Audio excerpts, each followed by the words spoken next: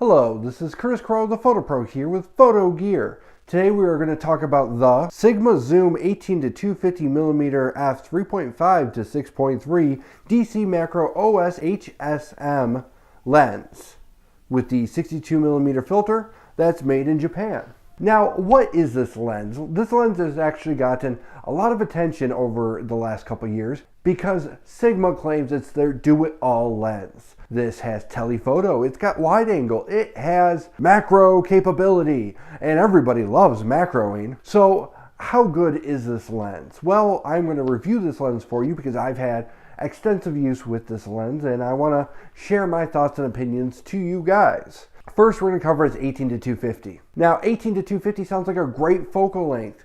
It's wide, it's tele, it's awesome. It's an EF mount. If you plan on using a full frame body, shooting at anything below 25 or so millimeters, you're going to have some cut off edges. You definitely want to watch out for that. If you're running a crop sensor, you can go all the way down to 18 without any significant cropping on the edges. Now, let's talk about its aperture range. It says it's a do-it-all lens.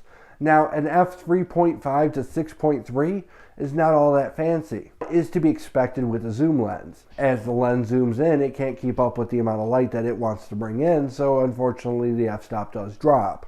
If the soccer mom were to buy this lens, or soccer dad that wants to take pictures of their kid, and they are in a gym auditorium shooting at 250 millimeters, they're not going to get that sharp of an image because there's just not enough light in order to really get a sharp shutter speed and really capture a sharp image. Now, the lens, if given enough light, can be sharp even at 250, but it is a little lackluster when compared to a 70 to 200 from Canon.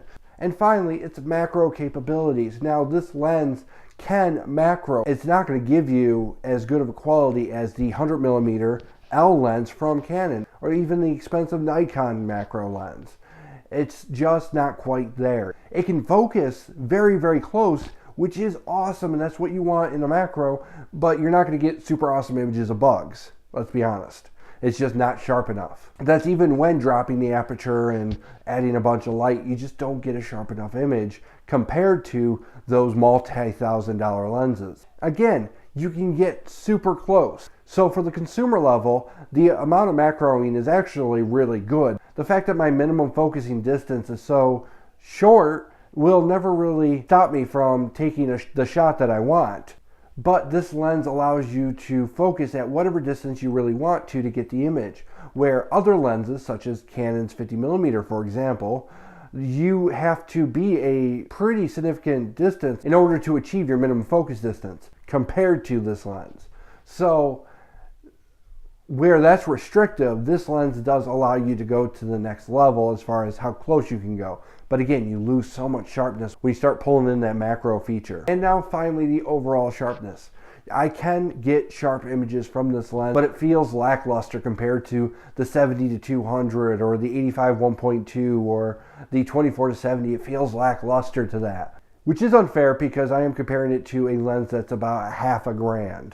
So overall, if you have this lens, I'm not going to bash you for it. It's not a bad lens. It's really just a tool like any other lens. It can do everything that it says it can do. It just doesn't do it great.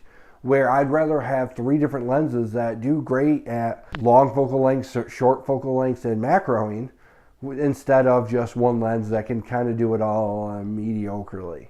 So that's my opinion about this lens. If you guys have your own opinion about the lens, let me know down below. Please like this video if you did like it. If you know somebody else who's looking for a lens similar to this, let them watch this video. Go ahead and share it to them. Alright, well that does conclude this video for today. This has been Curtis Crowe, the Photo Pro, and as always, toodles. For the consumer... for the...